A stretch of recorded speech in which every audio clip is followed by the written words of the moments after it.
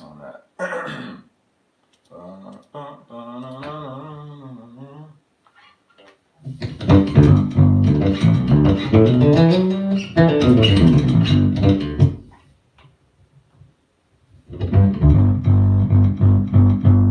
Morning, good people.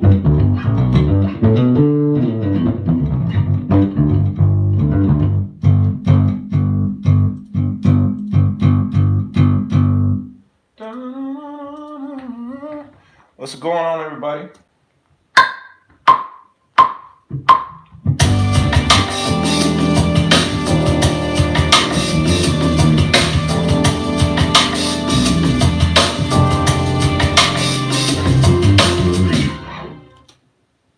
I'm just playing around with this idea I literally just came up with before I went live. So, trying to put some bass on it now so I can play around to it.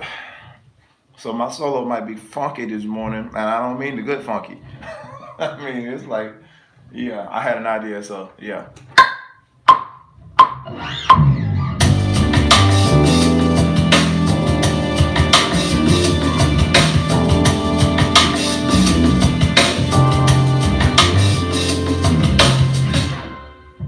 All right, see what we got.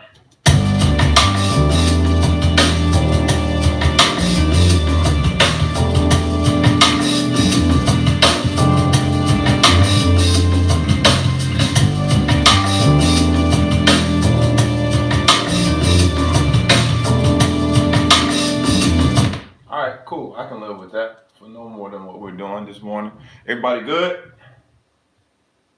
Let's see here if I can get this going.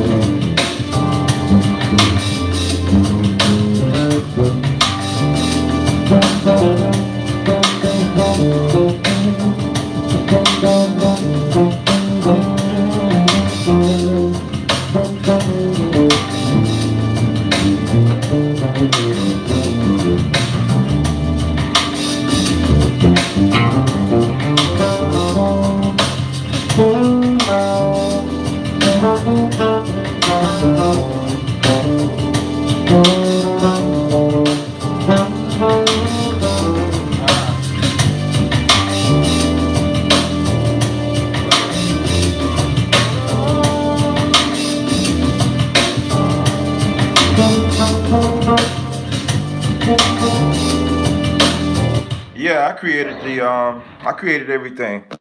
Like I said, I literally started this probably 10 minutes ago. Renzis, good morning to you. Johnny, what's up, man? Roberto, appreciate it. Vic, what's going on? Oh yeah, we all just getting it started.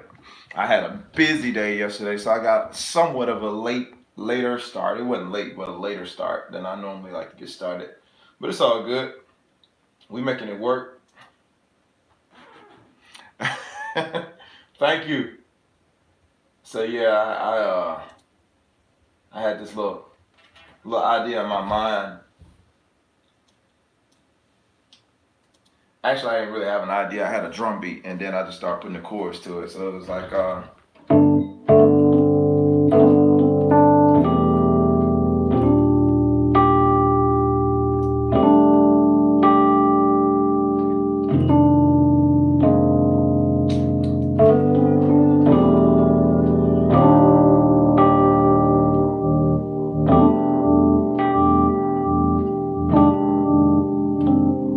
so yeah, that was the idea that I had, and so I just went with it, kind of neo soulish.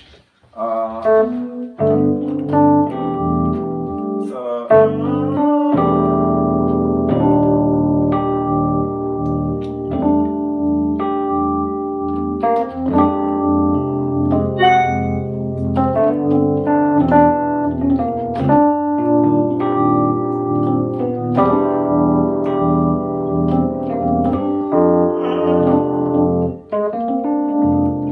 yeah, it gets a little weird right there.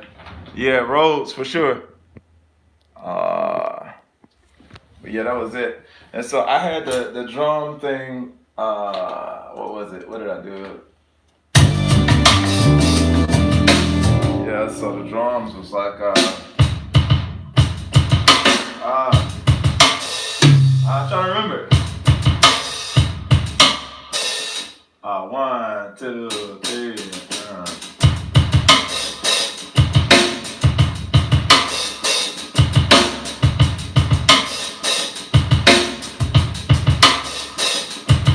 So it's a little different drum pattern.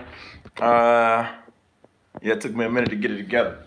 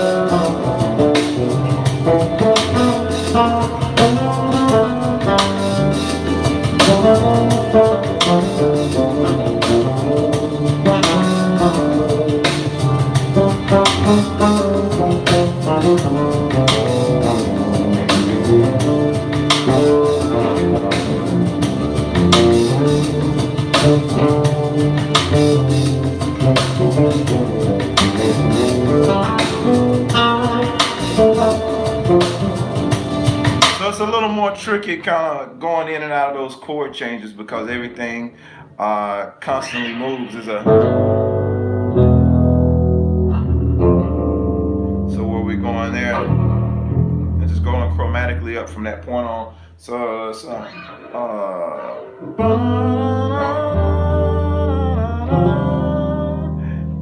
the E flat to the E minor.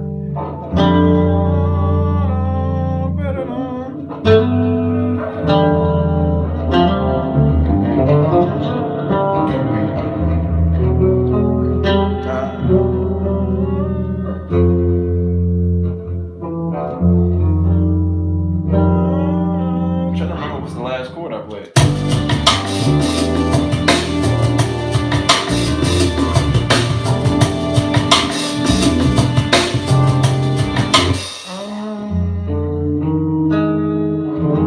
So we can get away with like an F minor over there. So what's that sound like here? And this is literally the way I do it. So if you got a keyboard and you can find those notes, that's always great. So the chord I played, the last chord was like so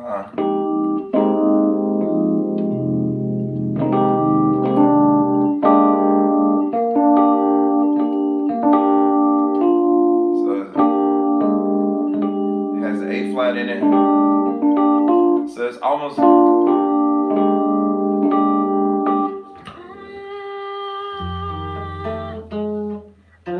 it's like that. You can get away with an F minor 9 over it, but it also has that A flat in it. It's like a sus chord, actually.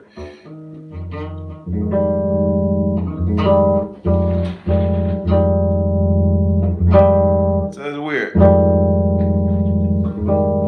So that's the same thing we're playing here.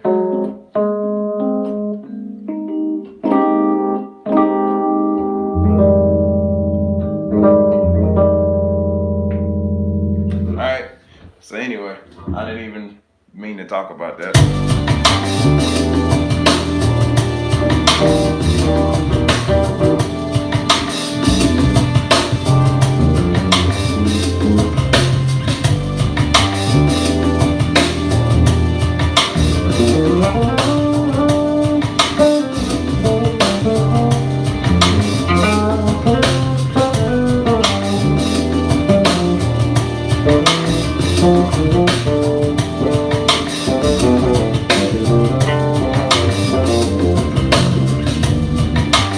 Another thing I'm doing in here is I'm hearing the chord.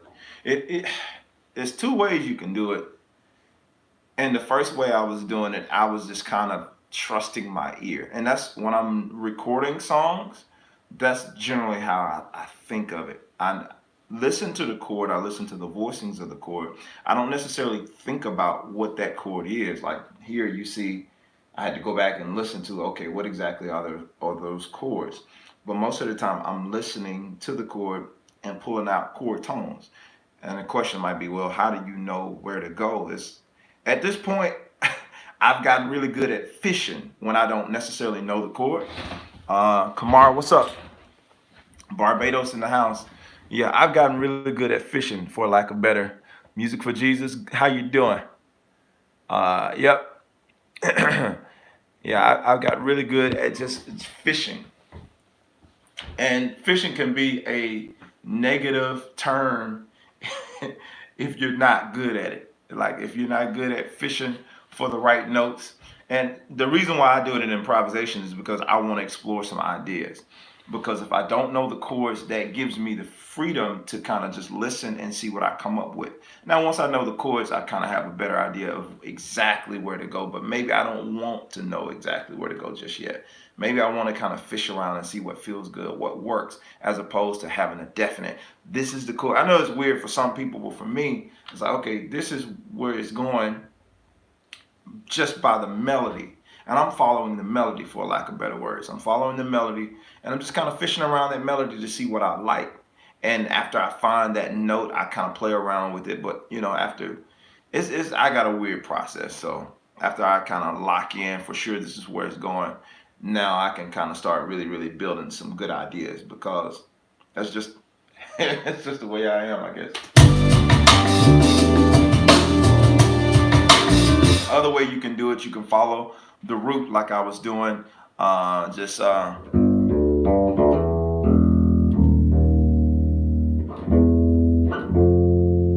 know, simply take something like that, just following that. Good morning, Vernon. So yeah, so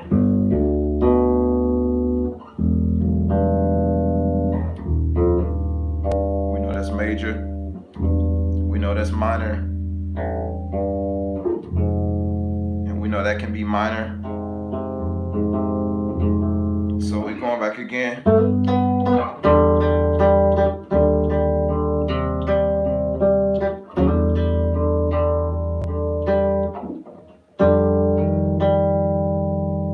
And remember that chord we played earlier with the A flat in it. Back to the other one.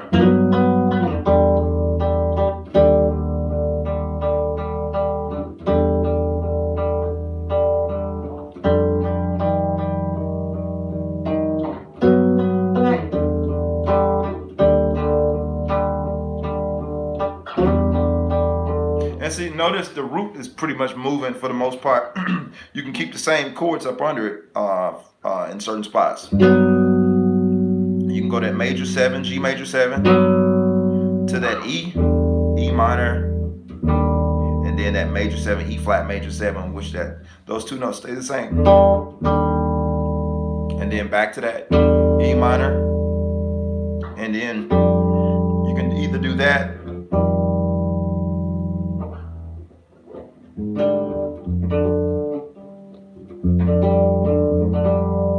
two ways you can do it.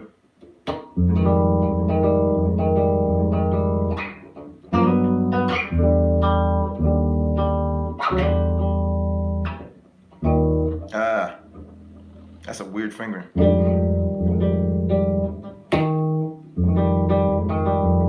So we just explore. Now, based on that, once we know those chords, you can literally start pulling chord tones from that point.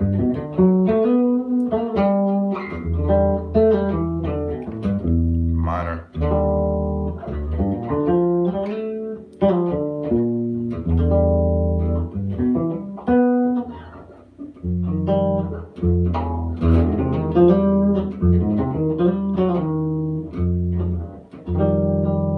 Back to that.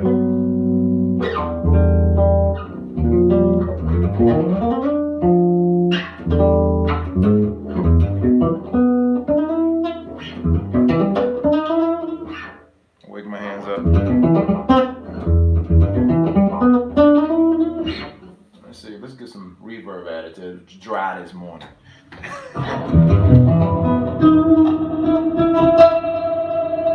Too much reverb. Let's pull some of that out. Yeah, I'm obviously not EQ for soloing right now. So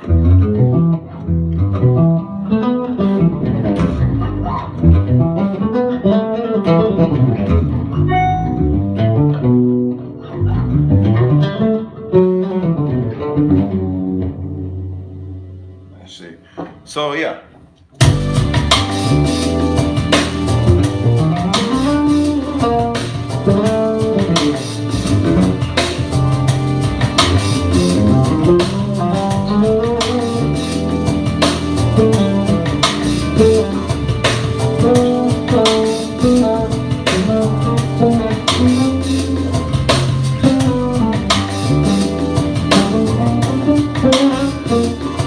Another thing for me, when I start thinking too much, and this is weird, when I can know the chords, but when I start trying to think about the chords, I can overthink it. Either one, I can overthink it, or number two, I can become really repetitive playing some of the same shapes.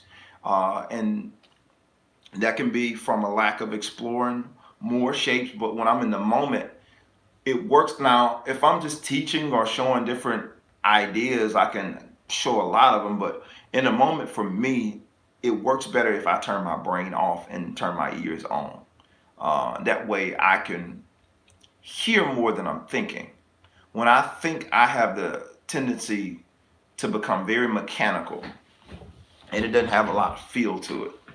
And you know I'm all about feel. So when I start trying to do too much thinking, most of the time when I'm getting started, I mess up. And because I'm in my own way, I've talked about this before. I start messing up because I'm all in my own way trying to figure my way out around this thing.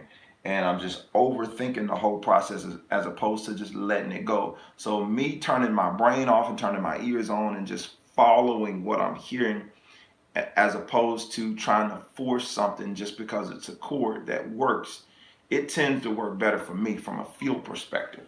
Let's see.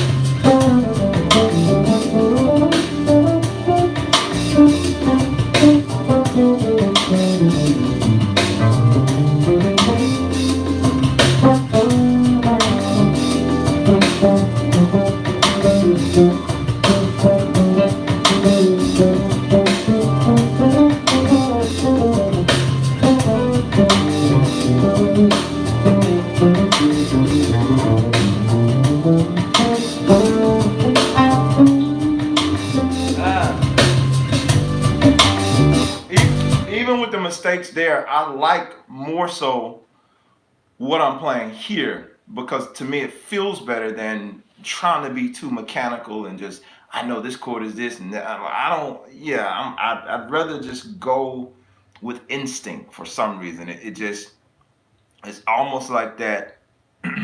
You know how sometimes stuff is a little more exciting when you don't know what's gonna happen, as opposed to when you do know, that that type of idea. So how are y'all feeling this morning? Hopefully everybody is well. If you're good, give this video a thumbs up. Let me know you're good. Y'all are mighty quiet on here this morning. So I'm born here. Good morning to you.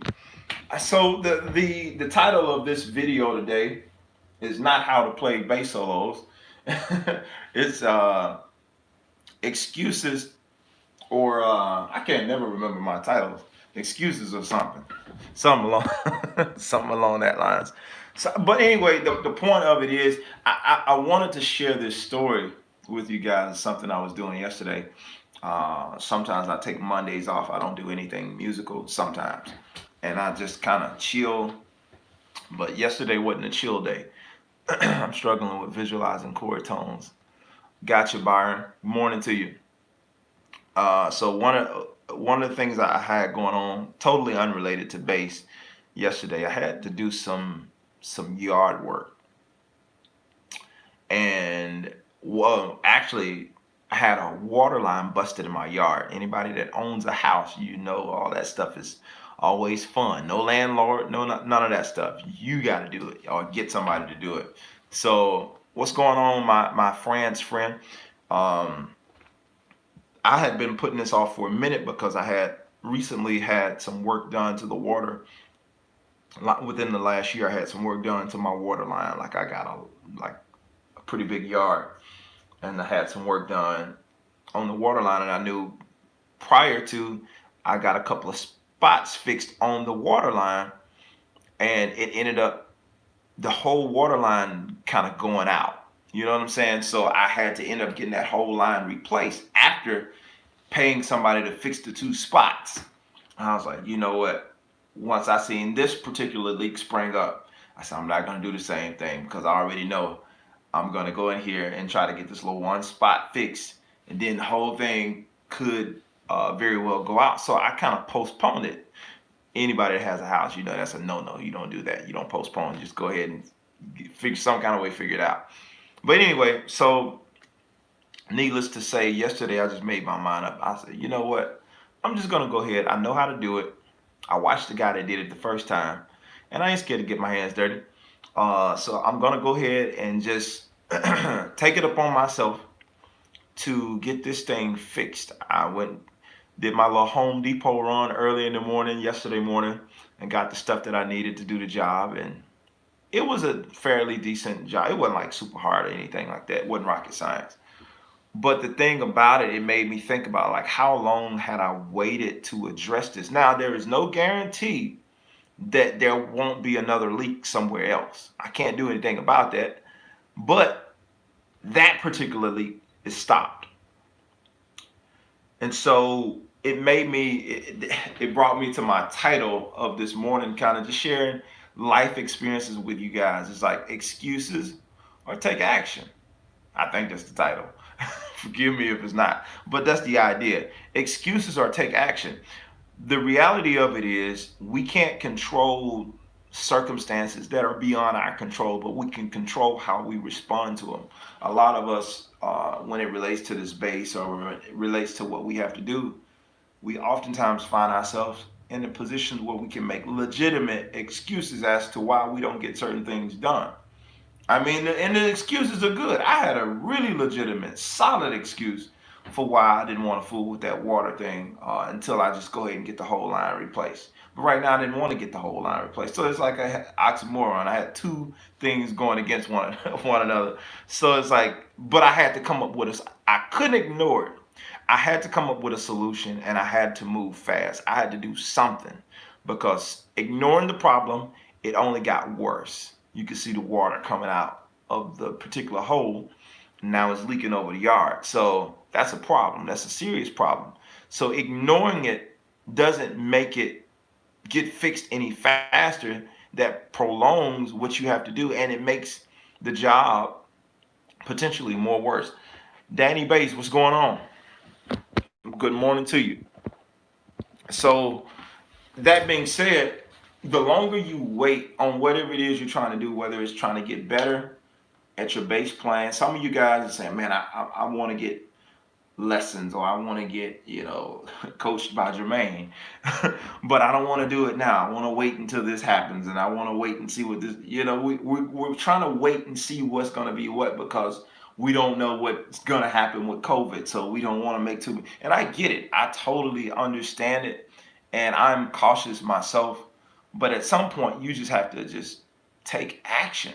And it's like, whatever happens, that's what happens. You're like, plan the best way possible. Plan for the best scenario. Plan for the worst scenario. But at the end of the day, you have to take action, and you have to do something. Absolutely. Zimbabwe, good morning to you. Yeah, you got to practice. Somebody said practice, play. All of the above. You have to take action. Even with somebody saying I'm having trouble earlier visualizing, I think, chord shapes, struggling with visualizing chord tones. Yeah, like what's you're saying you're struggling with visualizing the chord tones, but are you struggling with hearing them?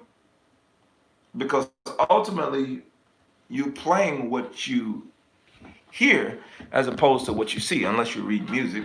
But I get what you're saying with the shapes, being able to identify the shapes.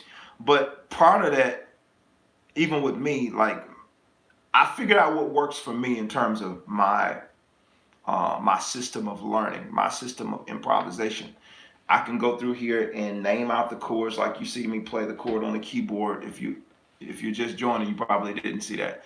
But the guys that were on here earlier, you probably saw where I played the chord on the keyboard, figured out exactly what that chord was, and then I transferred it to bass and played that same chord, you know. And we had what was I doing? It was something along the lines of yeah, that chord there, really nice chord.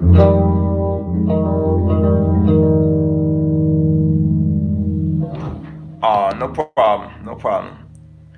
When I don't feel like I still do it anyway. Absolutely, that's a good habit to have. So yeah, that chord was not a chord I normally play, but I figured the chord out. So in that, it's like I can sit here and just not identify the chords and keep doing what I was doing, or I can take some time out and figure out what the chord is and try to pull out certain tones of the chord. What I was saying to my guy that said I'm having trouble visualizing chord tones. How are you how are you approaching it in terms of trying to get around that problem? If that's a problem for you, like what I just did in terms of figuring out this chord, it wasn't an issue for me. I just didn't know what the chord was, but it wasn't creating an issue for me per se, because I was still able to kind of navigate around. But this just helps me to open up a little bit more to see exactly what it is this chord is. So now I can hear all of those tones. But either way, I still would have went,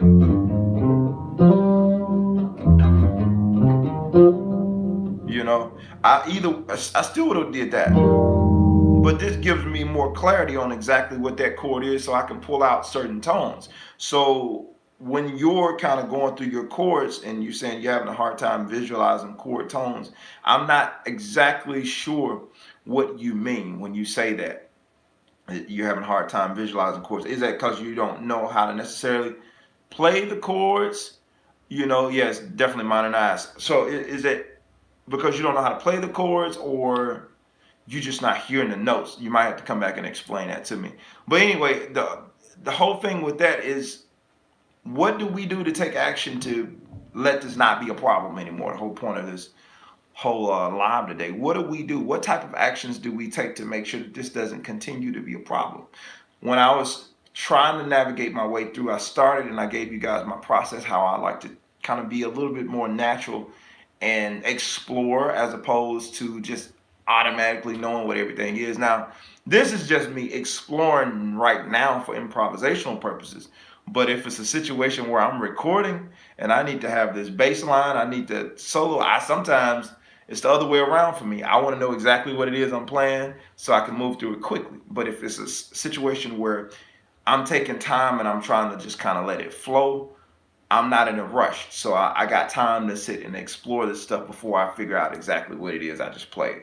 I know that's somewhat weird for a lot of people, but again, that's my process. And again, everything has its own context for me, and I understand myself because I've spent time learning what works for me. And you have to do the same thing. If you haven't already, you have to do the same thing. You have to spend time figuring out what works best for you in terms of your practice, figuring out your system of learning, songs, your system of going through and figuring these things out. There's one of my students in my one-on-one coaching sessions. He was telling me, yeah, he like I can learn the songs with no problem. Like it's almost easy for me to learn the bass line and just figure out all that stuff. And he's like, I almost know that this is how much time it's going to take, so I can wait up to the day before and actually learn the song, because I know. He was saying that he knows himself, but the thing he has problem with, when things become a little bit more complicated and the lick becomes a little more advanced, he has a hard time figuring it out. So you gotten comfortable in the standpoint of knowing how long it takes you to learn a song, but when they play something a little more complicated, you're having a harder time figuring it out.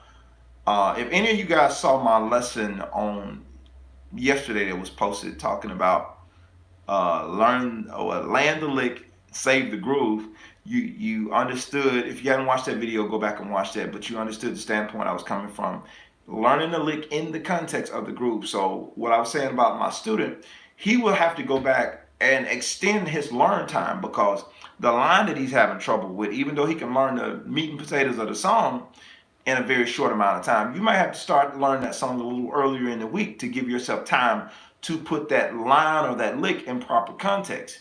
Yeah, you might learn the rest of it, but you need to learn that part with the song so that you can execute it all, not just be really sweet with the song. And when you get to the little lick part or whatever the little special part is, it's kind of so-so. No, you want it to be even all the way across the board. So give yourself ample time to spin with that entire thing, not wait until the last minute to learn a song because you know it's easy for you to do, if you know you need that extra time. Now, if you're a person, you can listen to a song one time and you're sweet, you're good to go.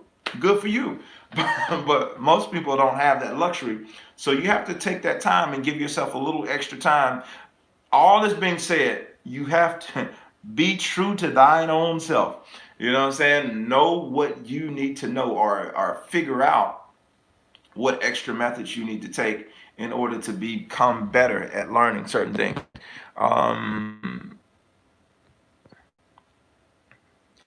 Somebody says, does your soloing consist of arpeggio, scales, or a mixture of the two?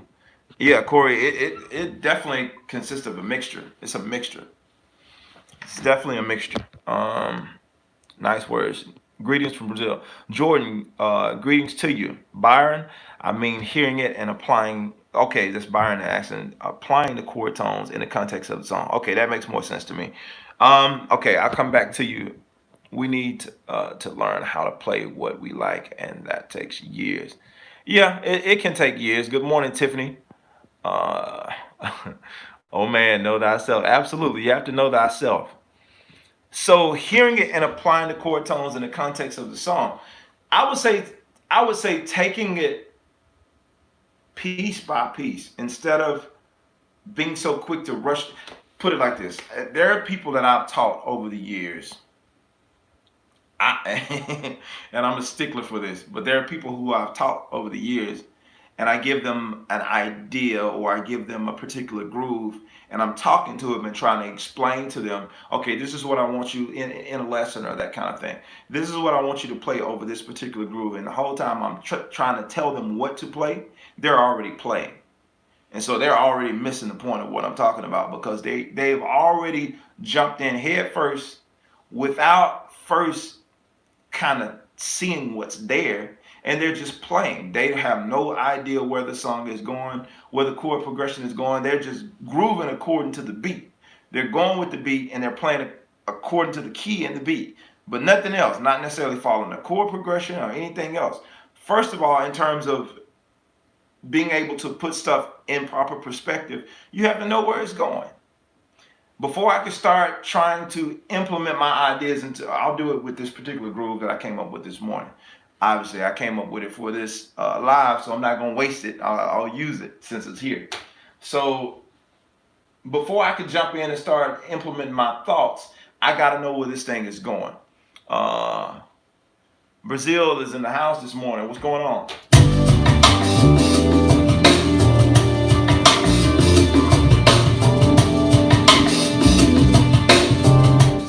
Things I did, and the thing from the bass player perspective, after I recorded all the other instruments, I went back and laid my bass line down, and my bass gave me the foundation for where this thing is going. So once I figured out that foundation, everything else could start following through that foundation. I can follow the root and I can follow the melody. Those are two different things I can pull from. And I know we're talking about chord tones, but these are two different things that I'm listening to. So here's everything without the bass.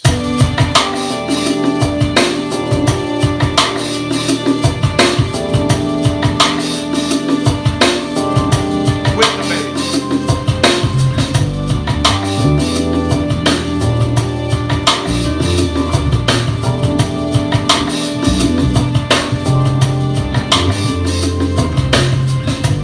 So that in itself, even if I don't know exactly what the keyboard chords are, like I did earlier in this video, I can follow what the bass is doing and see how it fits in the context.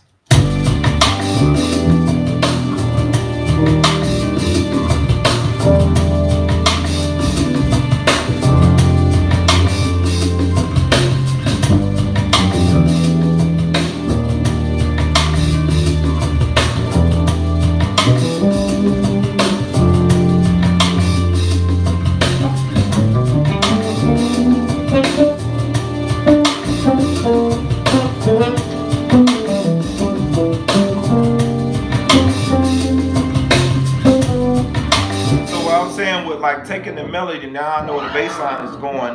I was kind of working through those chords. That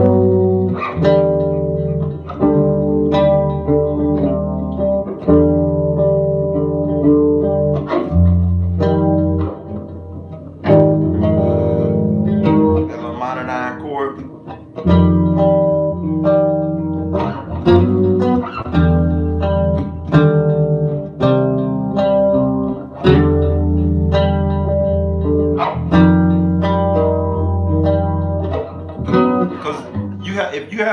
If you manage to figure out that chords or those chords that type of way, all right, that gives you so much to understand right there.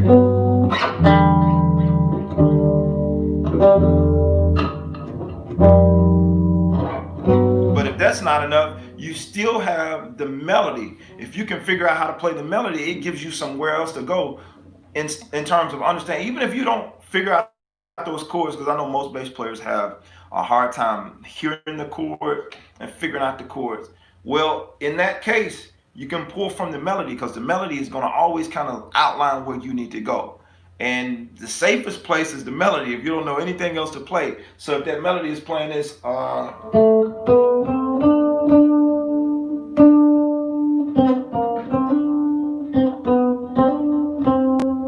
let's put it in context.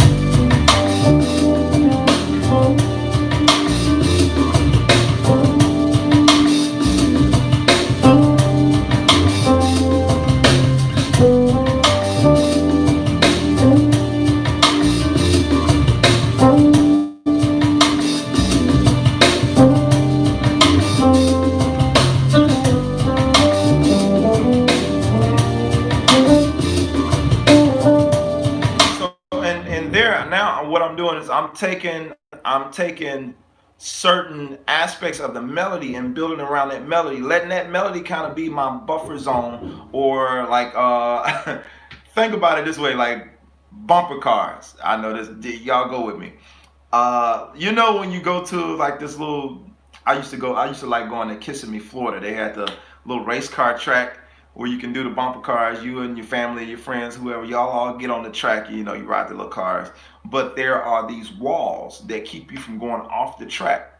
And it's almost like anything you get into, it's these little buffers or whatever. So you can bump into the car, but they don't want you to do that.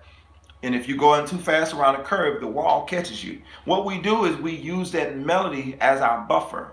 So if I'm going too far out of whatever the context of it is, I can remember what that melody is saying, and like almost like that melody is saying, you're going too far, you know what I'm saying? And use that melody as my buffer zone around what I'm playing here.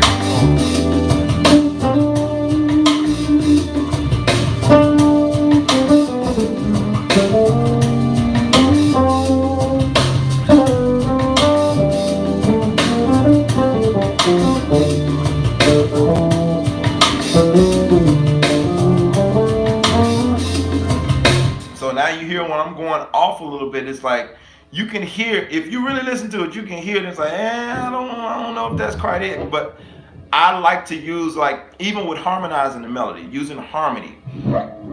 Certain notes you hear that I'm playing in there, is like certain notes like, I don't know about that one, but certain notes work because it's a harmony to that melody. And so that's still using that buffer zone. It's a harmony if it's like all of that is the same thing.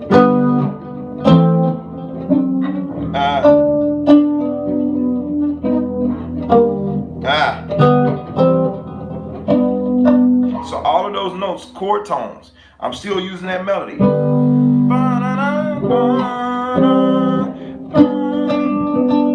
So I got two other notes that'll work on the top of that melody if I decided to play those notes, just using just basic harmony.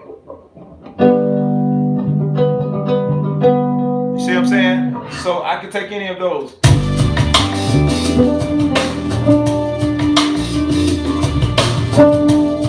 We're just working with the first part.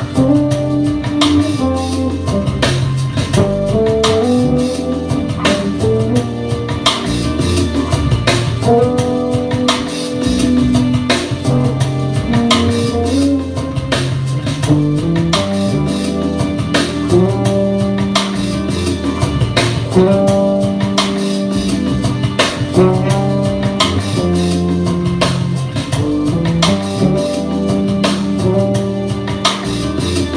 I'm still playing a harmony of the same melody. So any one of those chord tones at any moment I can pull from as I start to get more and more advanced with my ideas that I'm coming up with.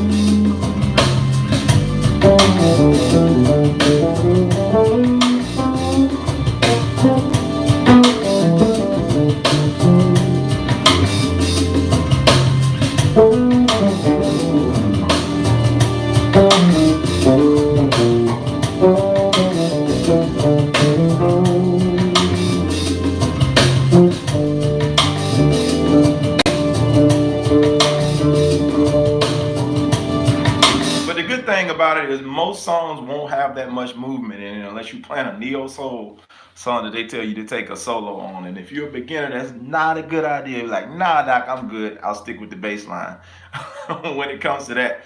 But at worst case scenario, if you find yourself in that type of situation and you get stuck with a solo, stick to the melody. Make that melody feel good to the best of your ability.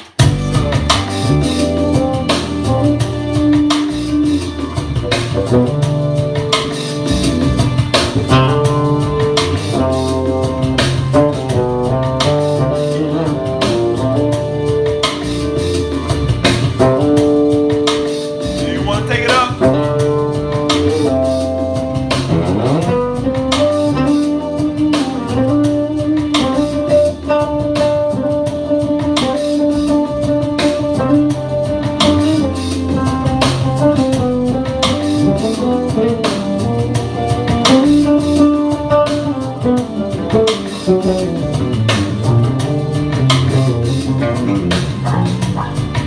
Of course, now you're starting to get a little fancy with it.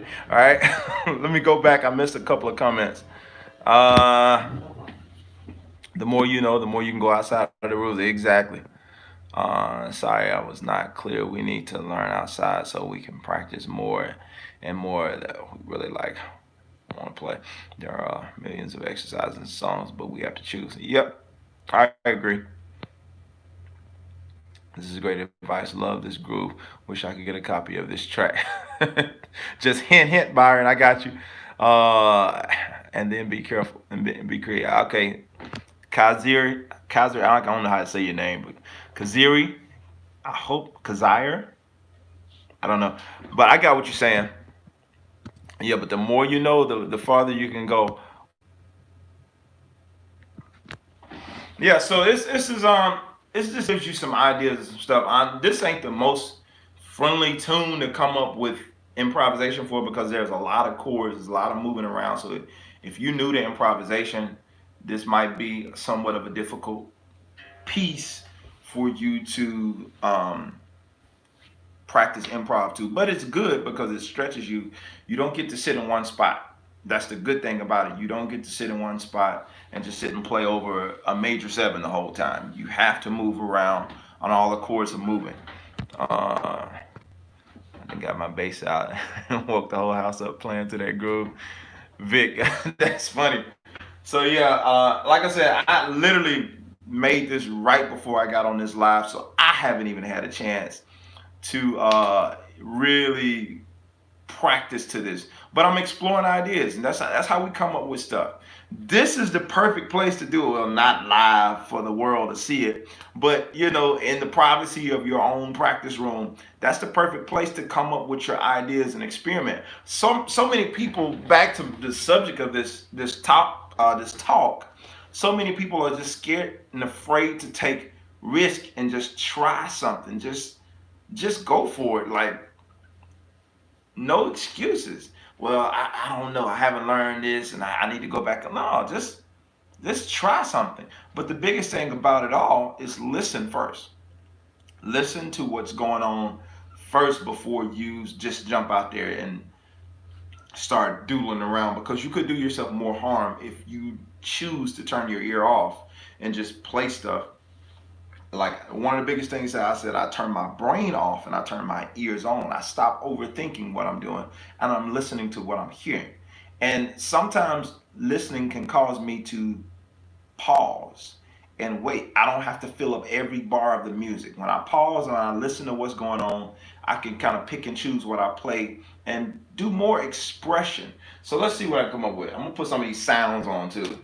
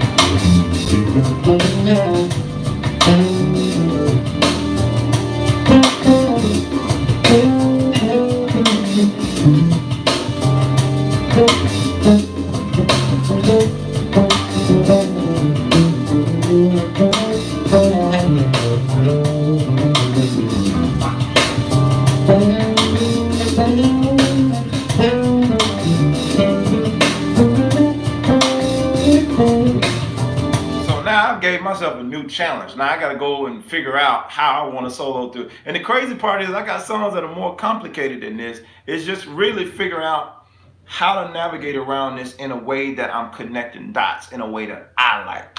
Because to some of you guys, it's like, okay, that's cool. To me, it's like, trash, delete, because it's not connecting in a way that I like. I like to connect dots. I like for it, even though it's moving through all these different chord changes, I like for there to be something that flows as opposed to I'm going from one chord to the next chord to the next chord to the next chord. It's like, no, I want to flow out of one chord to the next chord, and it feels like a melody that a person would sing. They're not jumping all over the place. It's flowing from one thing to the next. And one thing I noticed that I'm not doing while I'm going here, my brain is still on. Um, what's that? Finally, I get to catch a live. It's 5. Wow, Anthony, yeah, you're definitely up early, man. Yeah, so I missed some comments. Let's go here. Uh, I missed all kind of stuff. Y'all was talking while I was playing. I got you. Spontaneity, absolutely. Good morning, JM Bass brothers and sisters. Hope you guys have a blessed day. All is well, man. All right, so I'm gonna go back through these comments. I didn't know I missed that many comments. Listening to blues solos is very good. Teacher, BB King, all the others. Absolutely. Anything you can get your hands on, you're gonna learn something from it. You are helping a lot of us take this love to another level. I appreciate you. Absolutely, man. No problem, Chris. If you can hear fusion solos like Mike Stern or Jocko, it's even better, but it's fast sometimes. It is, but the more you listen to it, the more you start to understand the language. It's almost like being dropped into some place that you're not used to the talking, or even if they're speaking English, the dialect is different. You go and move away to a different city and you stay there long enough, even though everybody else, like for me, I'm Southern, so I normally talk slow. But if you move into a place where it's a little more fast paced, everybody else is talking fast. If you stay there for about a year or so, or give yourself 5 years, you really notice it when you go back home that your dialect has changed just a little bit, and you speed it up, and you're talking according to the environment that you've been around. So music is the same way. You respond according to your environment. If you're in a place where they're always doing fast stuff, your ears start to adjust to keep up with what's going on. So the more you listen to that stuff, you might not be able to play it as fast, but after a while, you start to understand the language. You start to pick out certain phrases, and things become recognizable to you that you didn't recognize before. It's exactly my story. That's what happened. I grew up listening to more slow, mid-tempo music, but the more I got exposed to things that were different, like jazz fusion, other artists, other bass players, other, you know, different things that people playing 3,000 miles per hour, my ears started getting to the point where I could keep up mentally with what they were doing, because before it was just gibberish when I first started listening. I thought it was just a whole bunch of notes. And man, it makes me think of a comment that I heard not too long ago. I was playing with a group of guys that don't necessarily play jazz, and they were playing some stuff and they played a couple of wrong notes, and we made the joke and we were like, just play it, you can get away with it, you know, you just one note away. He's like, yeah, it's just like playing jazz, right? And the joke was kind of sarcasm, taking a shot at jazz just being playing anything. And I don't think they realized, like, jazz is organized chaos for some people. It's not chaotic to the people who play it, but to the people who are on the outside listening in, who can appreciate it, it's organized chaos. But to people who have no reference point, it's just a bunch of notes that make no sense. And so you have to be careful how we define and how we judge other people's music or other genres of music or other things in general that we don't understand, because what seems confusing for one group of people could make perfect sense for another group of people. It's all about culture. It's all about what you allow yourself the chance to enjoy. It's all about what you allow yourself the chance to develop a taste for. The first time I ate, I'm trying to think of a food now that I eat that I didn't like before. Like, it's several foods that when I tried them when I was younger, I hated them, but now it's like I can eat them with no problem. Certain more healthy dishes that my wife has me eat. My wife is the health fanatic, and she keeps me in shape. I do my own workouts, but as far as keeping me from getting fat, I owe that to my wife, because left to my own devices, I would probably be big. So, because I like to eat. But her introducing me to things and me developing a palate for those things that are better for me, that help me to grow, it helped me in the long run. And not closing myself off to, I don't like that. That's nasty. I don't want to eat that.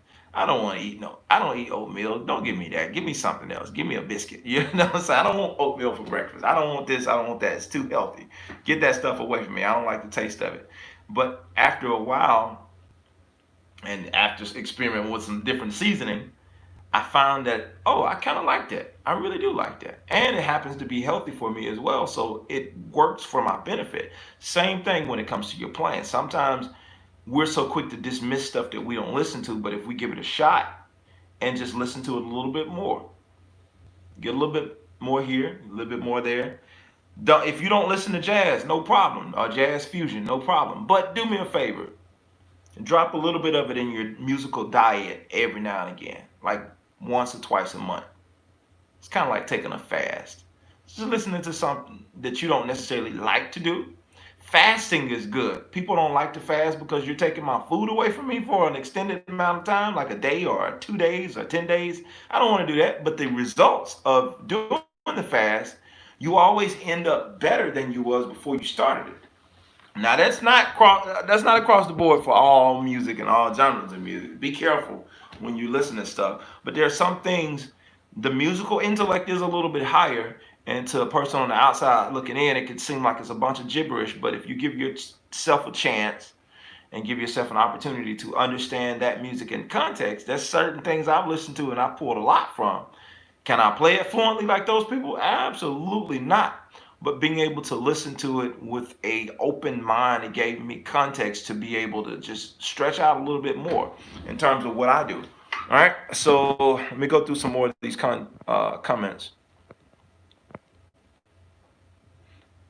Uh, Great knowledge. I mean, great advice. Get knowledge, get understanding, and with all the getting, get wisdom, which is application of knowledge and understanding. Absolutely, Quest. Uh, Damon, if I'm saying that right. I really like your channel and your work you put into this channel for us. God bless you and your family. But thank you so much for that. I appreciate that. Renza said, what does I need for my bass to have those sounds? I'm using sounds here off of Logic Pro. I have a MacBook, or not a MacBook, but I have a Mac. And if you have Logic, these sounds are pretty much, they're in the program. Well, actually, I take that back. The sounds I'm using are from GTR. These are not the Logic sounds. I'm sorry about that. But you can get the Logic pedal board or any kind of. A lot of the DAWs have their own pedal boards now that you can get, and that's what I'm using. Like whatever recording software. If you're using recording software, I'll say Logic because it's what I'm using.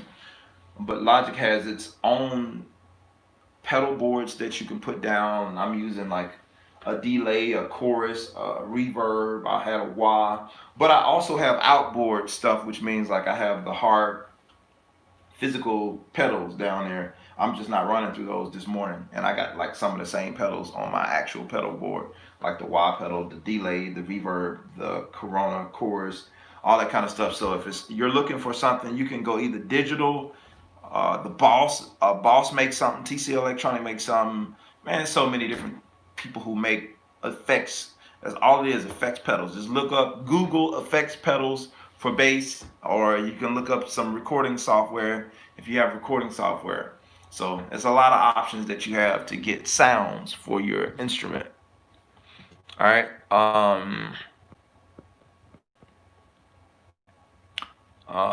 Break it down and highlight that low end. Yes, sir. Good afternoon, boss. I'm late to class. It's all good. Love the jazz. I started listening to level 21. Great bass work. I gotta check that out. You can start with jazz ballads, Parker with strings. No need to start with giant steps. Yeah, if you start with something like giant steps, you're gonna be like, yeah, you know what? I think I'm good on playing jazz. I don't need none of that. Giant steps still strikes fear in the greatest of musicians because giant steps is it's a whole nother kind of tune.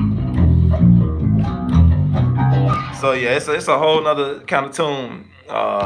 Yes, I struggle with speed and need to play fewer notes for solo, which intervals.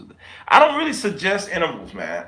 People ask me that like a lot in terms of soloing. I don't think technique first, and I know there's a lot of people who teach like that, and there's a lot of people who think like that when they play. They come from all these different techniques and all these different shapes, and I've never thought like that. I never came from a certain thing. Is for me, my strength has always been my ear, and I know that's not the same for everybody, and that's why I do tab and scores and stuff like that for my courses online because I understand that uh, ear is not everybody's strength. One of my strengths is ear training and getting you to work on growing and developing your ear. But for me, I try not to think. The less I think, the better I play. For me, now hearing and trying to make sure I'm in context with what's going on, that's a better thing for me. Sometimes I know when I'm playing, I'm getting in my way. I'm playing too many notes because it doesn't feel good. It feels forced. I'm paying attention to what it feels like. Everything for me in my own playing surrounds. It has everything to do with feel. You know what I'm saying? And so when I can tell that it don't feel good, it's like you're doing too much, or you're not doing enough, or this spot should breathe. Let this let this spot see what it's saying first before you try to force something there. If you use software, how do you go about connections? You have to have some type of interface. You have to have some type of software interface, and you can almost get any type of software interface now online. Just look up software recording software interface online, and you'll find something. Go to Amazon. You can find something for like, man, probably under $100 now. So many people are making them. I use Personas. If you want to check out Personas stuff, that's what I use in terms of my recording interface for now. You can get into more expensive stuff, but for the amount of money that you spend and the quality of sound you get, I get a really, really good quality sound out of Personas, and it's not a break the bank kind of piece of gear. They do have more higher end gear, but for what I'm using, I mean, I get great sounds. Been getting great sounds for years out of the Persona stuff that I use. All right, so again, I'll play through this one last time before I get off of here, and I'm gonna try to demonstrate what I'm talking about in terms of not getting in my own way. Not okay. Good deal, Anthony. You just got your Personas. So you know what I'm saying. I'm trying not to get in my own way.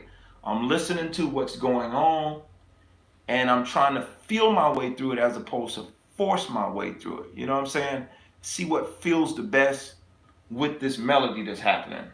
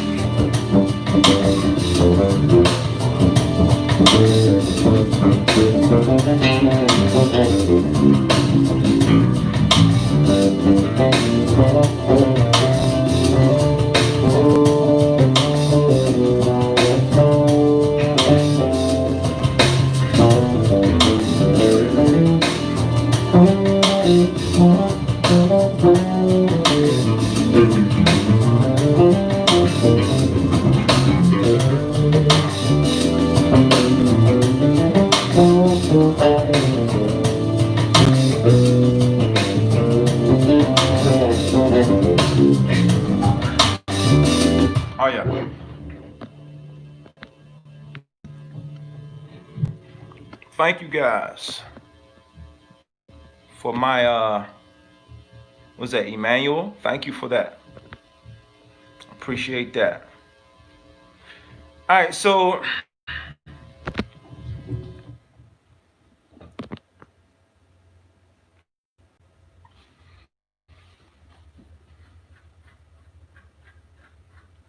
sorry about that, guys. All right, so yeah, this is definitely something that I created at the beginning, right before I got online. So how do we know the dates you go live? Normally, I go live uh, almost every Tuesday at 7:30 EST. So yeah, you can normally catch me live 7:30 in the morning. It's super early for most people, but I'm up. So I go live for you guys, share a few ideas, share some grooves and motivation for the people who need it. And if you don't, share it with somebody who do. And so if you guys want to support this, I have a super chat feature in the comments. When you get ready to make a chat, it allows you the opportunity to support this channel. And as well, I have tons of content on my website that is available. And check out my store on JermaineMorgan.net. If you don't want any of the courses, check out the store. You might find something there that you want. There's some backing tracks at the store as well that you might find helpful to you. And yeah, any of that stuff that you find that you like, pick it up. Take it with you. That helps me to continue to create content. Emmanuel, that's cool. He typically goes live every Tuesday, 6:30 a.m. Yep, that's it. Danny Bass, no problem. I'm a sax Kazir. Man, I'm probably butchering your name. I apologize for that. I'm a sax player and I play the bass, but I prefer to solo on sax. I can go more crazy with it. I love the groove on the bass. Absolutely. That something about that sax and bass thing. There's a connection there. I agree because I like having. If any of you guys own any of my music, you can Kazir. Thank you. I appreciate it because I thought I was butchered and I probably was. So yeah. So if anyone you have heard any of my music, you know there's a lot of saxophone in my music, and because I don't mention this enough, I do have original albums out, and you can go and purchase all of these albums on all of digital platforms like iTunes, um, Apple Music. I don't really care for Apple Music and Spotify because they don't have the best interest, and that's a whole nother post, but they don't have the best interest of the artist in mind. But like Amazon, iTunes, it's pretty much everywhere. Tidal, you can find my music. Look up either Jermaine Morgan or the Jermaine Morgan Band. There's two different artist names, so you can find some of my stuff under Jermaine Morgan Band, or you can find it under Jermaine Morgan. Some of the more recent stuff you find it under the Jermaine Morgan Band. And so yeah, be sure to look that stuff up. Check out some of my original music. I do more than just lessons, so I'm able to kind of, you can hear a lot of these concepts and things that I talk about in action and some of the stuff that I play on the record. Byron, yeah, it's on Google Play. I'll see what I can do with this track. I don't. There's no guarantee I can get it up today.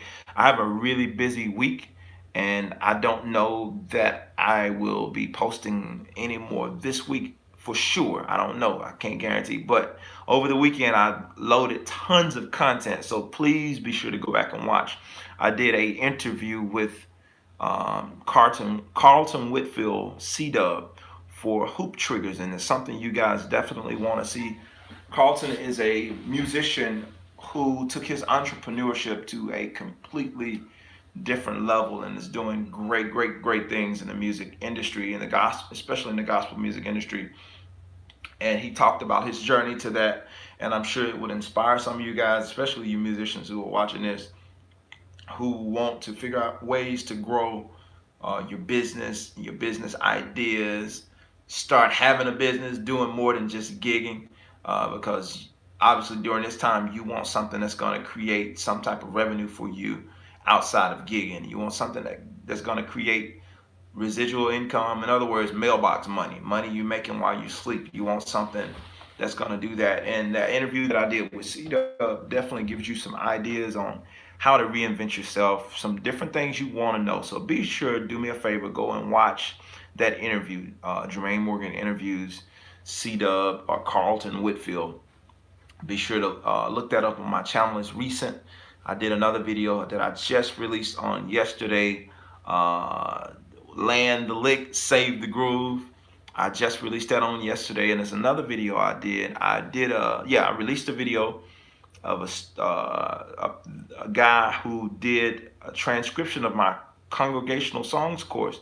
You can see him playing the course with the score and all of that kind of stuff. So you'll see that video on my website, not website, you'll see it on my page as well. So all of this stuff is there. There's plenty of content to keep you guys busy. There's a backing track that I did at the beginning of last week that's also there. So tons of content there for you guys to go back and check out, if you will.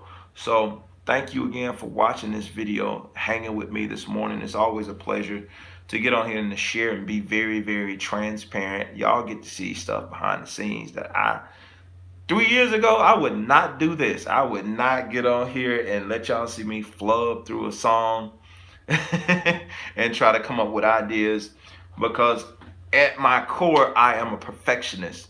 And thank you for allowing me to do this, because this helps me to not try to perfect everything. This helps me to present an unpolished image of my playing to you. And of course, we always want to present our A game, because we never know who's watching. But at the same time, there's a level of transparency I think that's needed. And nowadays, in this day and age, because so many people are so polished that it can come across as fake.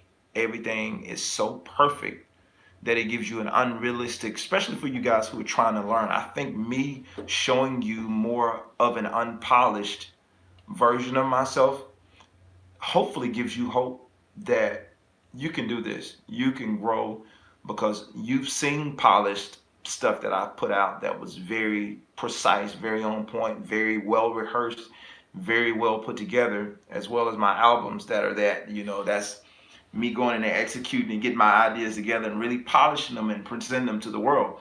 But I think this approach and me showing you this behind the scenes look of me coming up with ideas and sometimes not coming up with anything, it can show you that it's possible for you to become great at what it is you want to do. Some people consider me a great musician now, and I thank God for that. But there's times that I felt like I was the worst cat on the planet. And it's an ongoing struggle. I don't feel like that anymore, but there was a time that I did have really low self-esteem as it related to my playing, because I didn't value what I had to offer, because I thought my mistakes made up for the bulk of how I played, and that's not true. Everybody has mistakes, but everybody doesn't show their mistakes.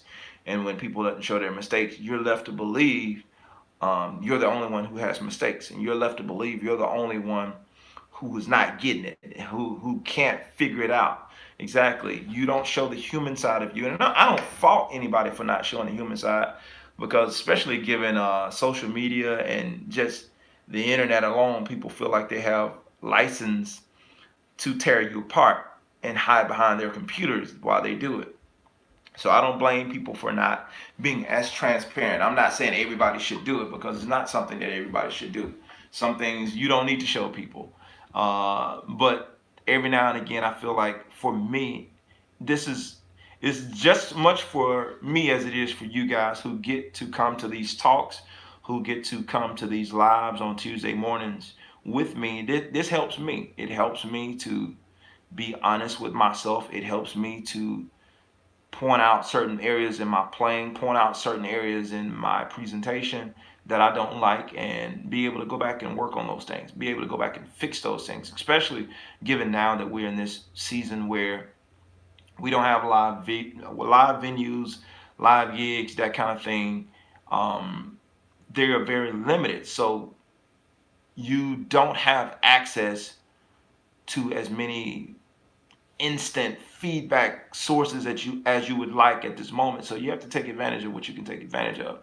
And for me, I thought this was a great way for me to continue to grow and to get to know you guys better, and you get to know me beyond me posting a video about a lick or something like that. You get to know me a little better, and I get to know some of you guys. Because funny thing is, even though I don't see you, I feel like I've gotten to know a lot of you guys since I've been doing these live. So I really appreciate the opportunity. Kazir, hopefully it can happen one day, man. So Anthony says, you're helpful in so many more ways than you realize. I appreciate everything you do. Anthony, man, thank you so much. Thank you for being one of my students, man. Thank you. I agree. I watched some bass video solos yesterday, and it was so intimidating. Yeah, I mean, don't get me wrong. People like those players that you probably watched and myself, we put in a lot of work to, when the heat is on, to be able to execute this stuff and to be able to do it at an excellent level. I'm not taking away. This is what I'm playing today. This is something that, and most of the time when I'm playing these lives, it's just stuff that I just put on and I start playing around to. But all this time and all this stuff that I do here prepares me for when I get on the stage and there is no redo button. So now I have to put out, I have to execute. Everything has to be on point, because in those cases, people are paying for your best. Yeah, I don't know what just happened there.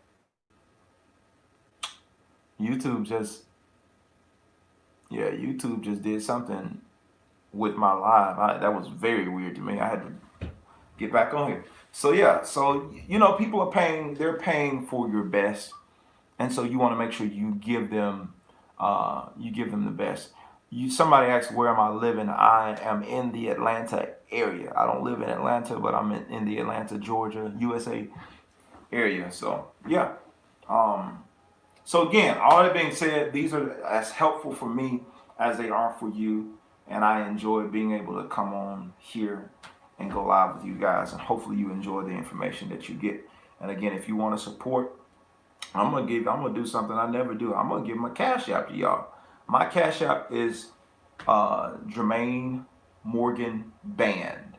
If you wanna give something to what you see, it all is appreciated. So I ain't turning nobody away. So that's $ Jermaine Morgan Band on Cash App. If any of you guys like what you see, you already got all the courses, but you still want to support in some type of way, that's another way that you can do it. Tons of things on my website, jermainemorgan.net, that you will find helpful to you. Tons of courses. If you want to become one of my students, I would love to have you. So yeah, I really, really, really appreciate you guys.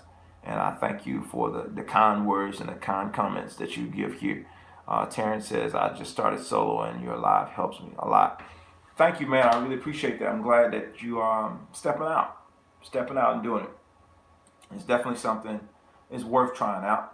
If we have these 5 strings and all of these ideas, 4 strings, 5, 6, 12, whatever you play, why not explore it? Why not? You know what I'm saying? Within context of the music. All right, so I'm out, y'all. It's been a good little while. I got a lot of stuff to do today, but thank you all for rocking with me today, and I will see you on next week. Peace.